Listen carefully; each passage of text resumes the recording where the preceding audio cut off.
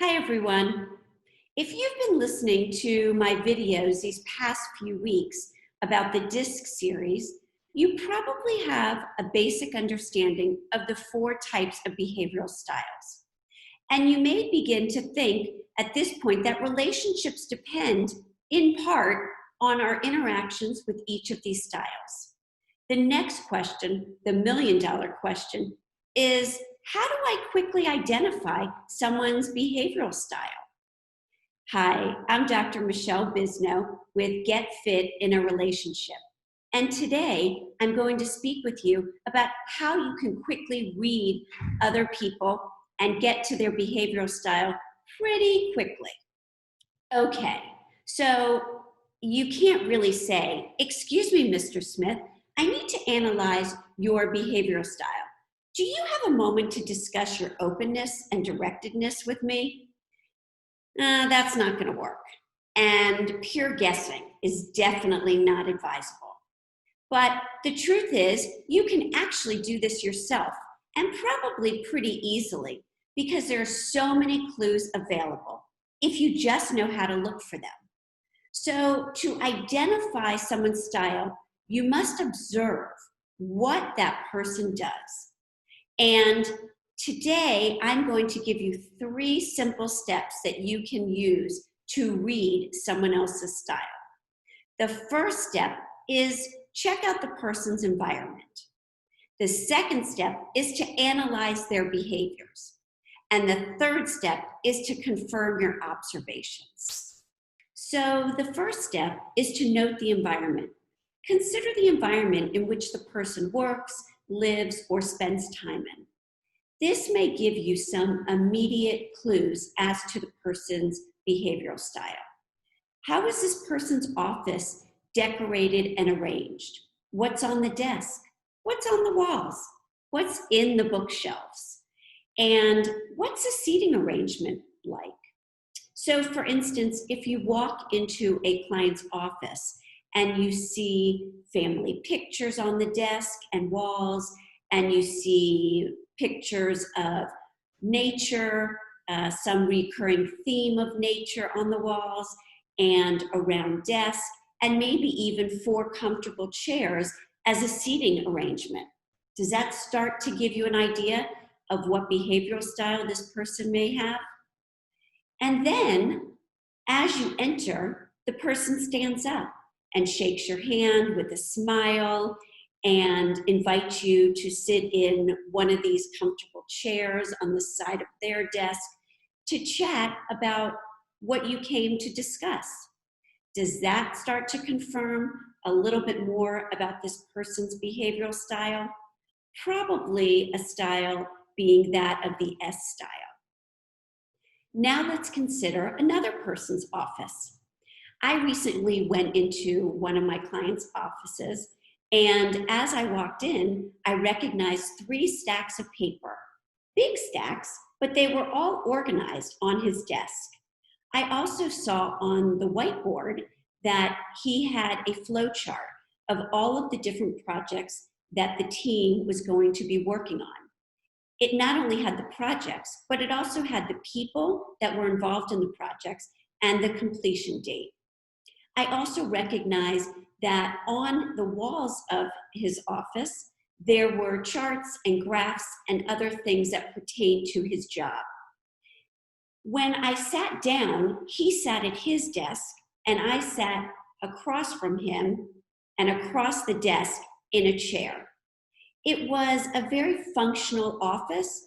It was decorated more formally and with not as much contact in terms of connectedness between him and I.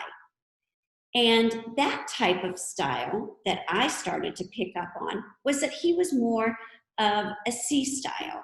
And that confirmed that it was a C style because of the formality and the structure in his office and in his behavior. The second step is to analyze a person's behaviors. The way we analyze a person's behavior is to identify their behavioral style looking at 2 scales, one being of openness and one being of directedness. The first thing we need to do is to locate the person's position on the openness dimension. Is this person more open or more guarded? For a person who's more open, they tend to tell more stories, share more personal feelings. You see more animated facial expressions. There's more touch and body movement. And for the guarded person, those people are more fact and task oriented. They tend to limit sharing personal information. They have fewer facial expressions, and they don't really touch. The second dimension that we're going to look at is determine the level of directedness. Are these people more direct or more indirect? The folks that are more direct, they talk more, express their opinions more. They have a lot more verbal communication, a faster pace, a firm handshake, steady eye contact, and gestures to emphasize points. So for example, they may use their finger to point and to emphasize what they're saying. The indirect person is one who asks questions, listens more, is less forceful, slower speech patterns, gentle handshake, and they exhibit more patience. So once you figure out their openness and directedness, you'll have a good sense of what style this person may be.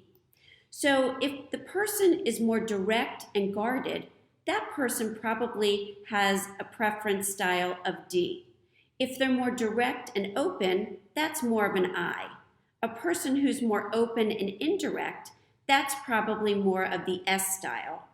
And the person who's more indirect and guarded, that's probably more of the C style.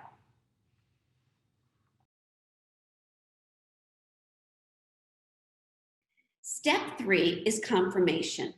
Once you identify the style based on their environment and what you analyze in terms of their behaviors, now you want to confirm it.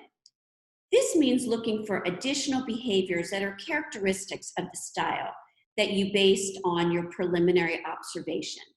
So for example, a person who has a dominant style, you want to make sure that you see characteristics of this dominant style.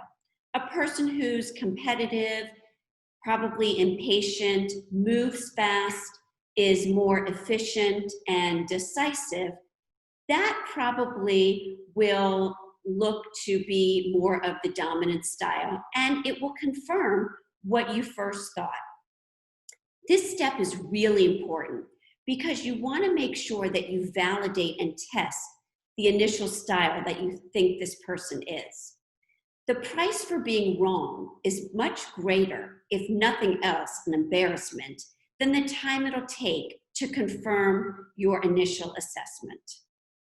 What I usually do when I'm meeting a client for the first time is I try to get a sense of who this person is over the phone. And so for this particular client, when I spoke with her, she sounded outgoing and personable. And so she suggested a lunch meeting. And so when I showed up for the lunch meeting, she stood up, she smiled, she extended her hand, and she called me Michelle. And so what this 1 hour lunch meeting turned into was really a 2.5 hour lunch meeting where we talked about our kids, our family, Pittsburgh, and even some work. And it reached my goal, which was really to get a second meeting. And I believe that having this information about knowing where a person sits in terms of the openness style scale and the directedness style scale, it gives me a leg up over the competition because I believe that relationships are critical. And so if I can read a person and I can adapt my style to be close to their behaviors, then I can develop a more effective relationship and get the second meeting, which is what I wanted. As I mentioned earlier, it's not so hard to figure out someone's style by looking at the openness and the directedness scales. And if you can use this information to adapt your own style and almost mirror someone else's style, it'll be a more effective relationship.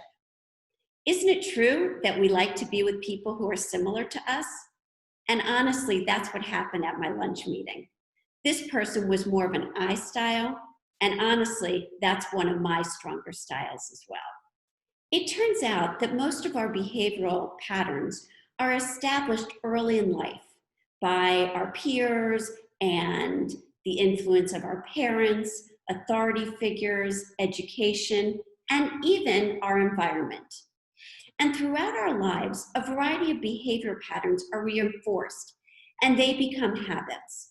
And while our habits are fairly predictable, everyone has different habits. And that's what makes relationships so interesting and so challenging.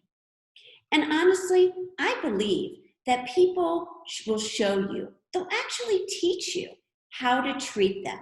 Because if you listen and observe and adapt your own style to mirror theirs, you'll be able to establish better relationships.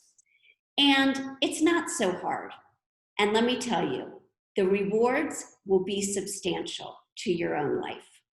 If you're interested in learning more about getting fit in a relationship using the DISC tools, hit subscribe below. And make sure that you check out the videos that I put on a couple of weeks ago, as well as the videos that I'm going to be putting on relating to DISC. I have to tell you that DISC has been such a huge part of my life. It has helped me so tremendously in all that I do.